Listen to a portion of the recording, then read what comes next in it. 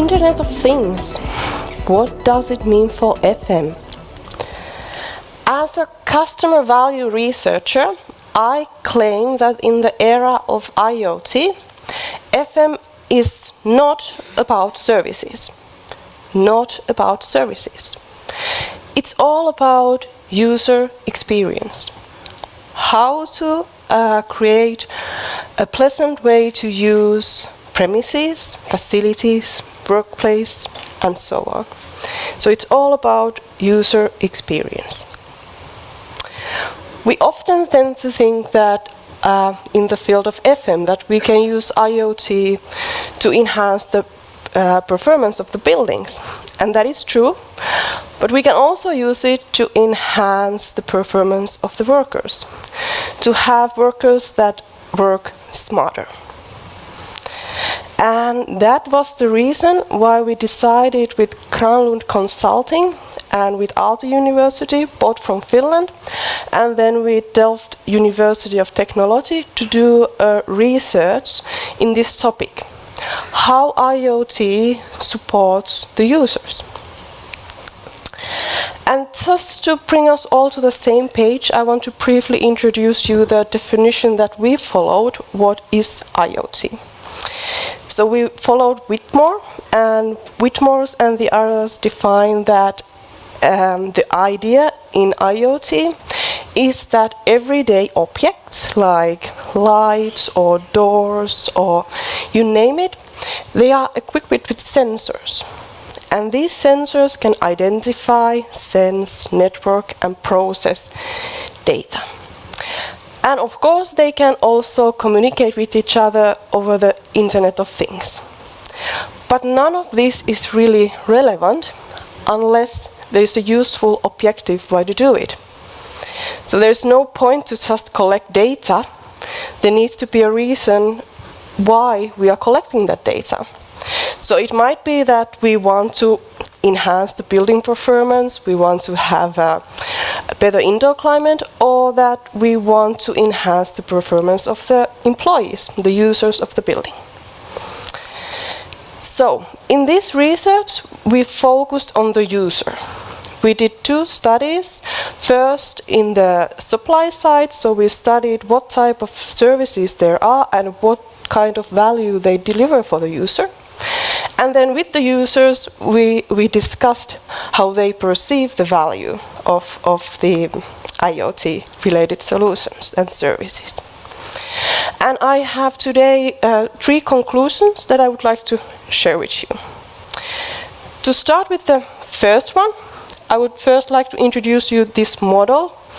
It's presented by World Economic Forum, and it basically illustrates 2 things. How IoT is adapted, and then how it impacts on economies. So the first stage that's very simple. The focus is on operational efficiency. How to use the current resources and assets in an efficient way. In the second stage, we develop and launch new IoT-related products and services. And we pay per the use, so we don't have to own the device, but we only pay when we use it.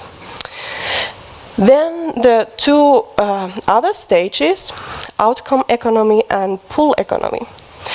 In outcome economy, you don't actually buy anymore the service or the product. You buy the outcome. Sounds simple. Then the pull economy. I like to explain pull economy that it's about the customer or the user who decides what they want, when they want it, and at the month they want it. So they are pulling. So if we compare to the push economy, where somebody on behalf of the user kind of decide what they need, then it's pushed to the market, and then the user needs to be convinced that this is the thing that you need. So, and I think that in a pull economy, the really great thing from sustainability perspective is that we consume less. We consume less energy, less other resources like materials, water, human resources, because we only use what is needed, what we need. So, we studied 29 IoT-related services or products in the Finnish real estate market. And after the analysis, we did a bit of simplified version out of the model that I just presented you. So in the optimization, the focus is on the current practices and processes, how to make that more efficient. So basically it's about saving money, cost savings. On the next stage is about that we actually develop the processes and the practices, for example, through re-engineering. And then the last phase is the disruption of the market. And here are the results. 90% of the services that we studied aimed for optimization. So about cost savings. None of the services were disrupting the market. None of the services. So the first conclusion, it really seems that in the field of FM, we really haven't yet get the full potential of IoT and what it could bring to us and our users. To continue to the next phase, the study that we did with the users. So we find out that there are basically 3 reasons why sometimes users are discouraged to use IoT. And those are privacy, usability, and attitude. So, privacy. When we use IoT-related solutions and services, we give a lot of personal information about who we are, how we behave, where we are, and so on. If we don't know how that information is used, and we don't trust how it's used, we just don't use the service. It's simple. The usability. Sometimes the applications, the interfaces are not just very nice to use, so then we search for other alternatives, how to solve the thing that we are trying to do. So we just don't use it then. And the last one, attitude. Well, if people think that if I have problems even in a meeting room to connect my laptop to an external screen, how on earth IoT can help my daily life? Well, it won't then, if the attitude is about that. We also find 3 things that encourage to use IoT. And those were customization, personalization, and control. So let's take an example. Imagine that you arrive to your office by car. You have given a permission to the system, so you have control over the system, that the system can identify your car, for example, through the license plate, and it opens the door for you. Then you drive in smoothly, and then you have even give a permission for the system to do a decision on behalf of you to pick a parking slot for you. So it might be the nearest one for the exit where you need to go.